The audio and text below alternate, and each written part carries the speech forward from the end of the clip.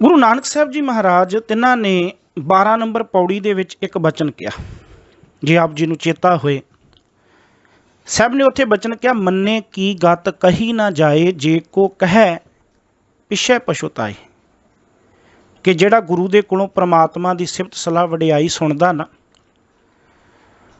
वो सुनन तो बाद मनदा, ते साहब कहते उस मनण वाले की जिहड़ी अवस्था है वो बयान नहीं की जा सकती, तो जे कोई बयान करन दा यतन करे वो पिछों पछताउंदा है।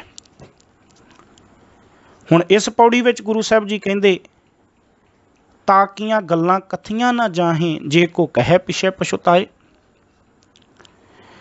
कहंदे कि जिहड़ी इस शर्मखंड की अवस्था दे विच मनुख ने अपनी घाड़त घड़ी आ ना, उस मनुख की हालत जिहड़ी आ वो भी बयान नहीं की जा सकती, उहदी अवस्था नूं भी बयान नहीं किया जा सकता। शर्मखंड के वासी की अवस्था नूं भी नहीं बयान किया जा सकता। तो जे कोई मनुख उहदी अवस्था नूं बयान करन दा यतन करे, बाबा जी कहंदे पिछे पछुताए, वो पिछों पछताउंदा है। हुण दोवां पौड़ियां नूं आपां सामने रख के समझण दा यतन करिए, ते दोवां पौड़ियां दे विच गल सामने आ रही कि मन्ने की गत कही ना जाए, जे को कहे पिछे पछुताए। इत्थे कहंदे ताकियां गल्लां कथियां ना जाहें, जे को कहे पिछे पछुताए। इहदा मतलब जिहड़ा गुरु की गल नूं मनदा है उहदी भी अवस्था बनती है, उहदी अवस्था नूं बयान नहीं किया जा सकता। ते जिहड़ा धर्मखंड रब्बी निजमां नूं मनदा होया ज्ञान खंड विच पहुँचदा, ज्ञान तो बाद वो जीवन विच घाड़त घड़दा, जीवन की सोहनी घाड़त बनाउंदा। साहब कहंदे उस शर्मखंड के वासी की अवस्था भी बयान नहीं की जा सकती। इहदा मतलब दोवां पौड़ियां तो समझ जिहड़ी आ रही कि गुरु साहब जी इन्हां दोवां पौड़ियां दे विच मन्नण वाले नूं, जिहड़ा गुरु दा हुक्म मनदा, गुरु की सिੱਖਿਆ नूं मनदा, वो शर्मखंड का वासी बनदा। गुरु साहब जी इवें आखण दा यतन कर रहे हैं। जिहड़ा मनुख अपने जीवन विच मन्नण की समर्था रखदा, वो शर्मखंड का वासी बनदा।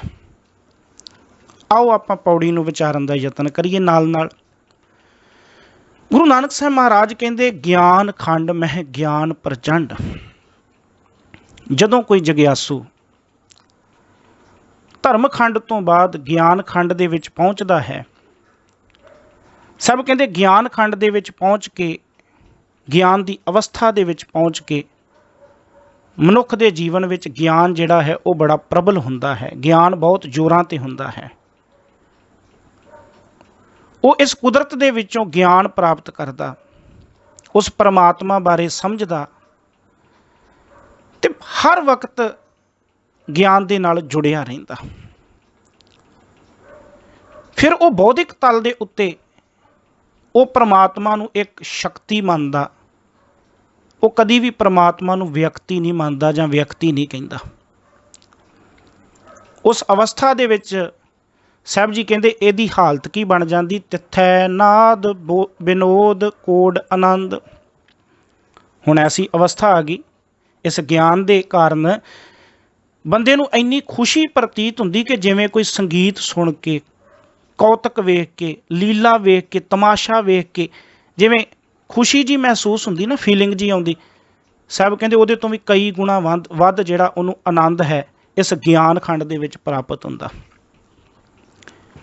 इंज कह लवां कि जिवें कोई अनहद नूं सुने, संगीत नूं सुने, कोई करोड़ां तमाशियां नूं वेखे, संगीत नूं वेख के, सुन के, तमाशियां नूं वेख के जिहड़ा वो मनुख नूं रस प्राप्त हुंदा ना, उस तो भी बेअंत गुणा जिहड़ा वध आनंद आ ना, उसनूं ज्ञान खंड की अवस्था दे विच प्राप्त हुंदा। ज्ञान खंड में ज्ञान प्रचंड।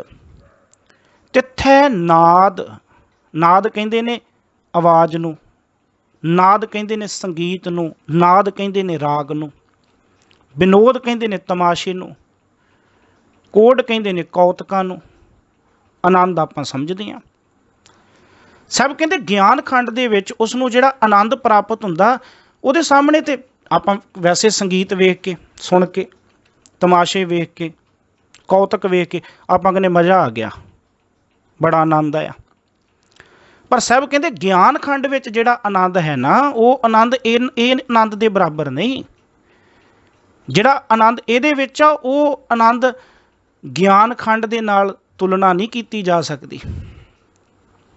ਜਿਵੇਂ ਕੋਈ ਇੱਕ ਸਾਹਿਬ ਗੁਰੂ ਅਰਜਨ ਸਾਹਿਬ ਜੀ ਦਾ ਬੋਲ ਹੈ ਬੜਾ ਪਿਆਰਾ। ਸਾਹਿਬ ਜੀ ਕਹਿੰਦੇ ਕਈ ਵਾਰੀ ਮਨੁੱਖ ਸੋਚਦਾ ਕਿ ਜਿਹੜੇ ਸੁੱਖ ਨੇ ਨਾ, ਬਹੁਤ ਧਨ ਇਕੱਠਾ ਕਰ ਲਈਏ ਤਾਂ ਮਿਲਦੇ ਨੇ, ਵੀ ਬਹੁਤ ਧਨ ਜੋੜ ਲਏ ਬੰਦਾ ਤੇ ਸੋਚਦਾ ਵੀ ਸ਼ਾਇਦ ਇਹਦੇ ਵਿੱਚ ਸੁੱਖ ਨੇ, ਇਹਦੇ ਨਾਲ ਸ਼ਾਇਦ ਸੁਖੀ ਜੀਵਨ ਬਤੀਤ ਹੋ ਜਾਏਗਾ। ਗੁਰੂ ਅਰਜਨ ਸਾਹਿਬ ਜੀ ਨੇ ਭੈਰੋ ਰਾਗ ਵਿੱਚ ਸ਼ਬਦ ਕਿਹਾ। ਸਾਹਿਬ ਕਹਿੰਦੇ ਸੁੱਖ ਨਾਹੀਂ ਬਹੁ ਤੈ ਧਨ ਖਾਟੇ। ਕਹਿੰਦੇ ਬਹੁਤਾ ਧਨ ਕਮਾਉਣ ਦੇ ਨਾਲ ਆਤਮਿਕ ਆਨੰਦ ਨਹੀਂ ਮਿਲਦਾ। ਸੁੱਖ ਨਾਹੀਂ ਪੇਖੇ ਨਿਰਤ ਨਾਟੇ। ਨਾਟਕ ਚੇਟਕ ਵੇਖ ਕੇ ਕਈ ਵਾਰੀ ਸੋਚਦੇ ਹਾਂ ਵੀ ਚਲੋ ਜੀ ਮੂਡ ਠੀਕ ਹੋ ਜਾਏਗਾ, ਕੋਈ ਸੀਰੀਅਲ ਵੇਖ ਲਿਆ, ਮੂਵੀ ਵੇਖ ਲਈ। ਸਭ ਕਹਿੰਦੇ ਨਾਟਕ ਚੇਟਕ ਵੇਖਿਆ, ਇਹ ਮੂਵੀ ਵਗੈਰਾ ਵੇਖਿਆ ਵੀ ਆਤਮਿਕ ਆਨੰਦ ਪ੍ਰਾਪਤ ਨਹੀਂ ਹੋ ਸਕਦਾ। ਸੁੱਖ ਨਾਹੀਂ ਪੇਖੇ ਨਿਰਤ ਨਾਟੇ। ਫਿਰ ਕਹਿੰਦੇ ਚਲੋ ਘੁੰਮਣ ਚਲੇ ਜਾਈਏ, ਆਪਣਾ ਦੇਸ਼ ਨਹੀਂ ਵਿਦੇਸ਼ ਚਲੇ ਜਾਈਏ, ਥੋੜਾ ਮੂਡ ਸੈੱਟ ਹੋ ਜਾਏਗਾ, ਮਨ ਖੁਸ਼ ਹੋ ਜਾਏਗਾ। ਸਾਹਿਬ ਕਹਿੰਦੇ ਨਹੀਂ ਹੋਣਾ।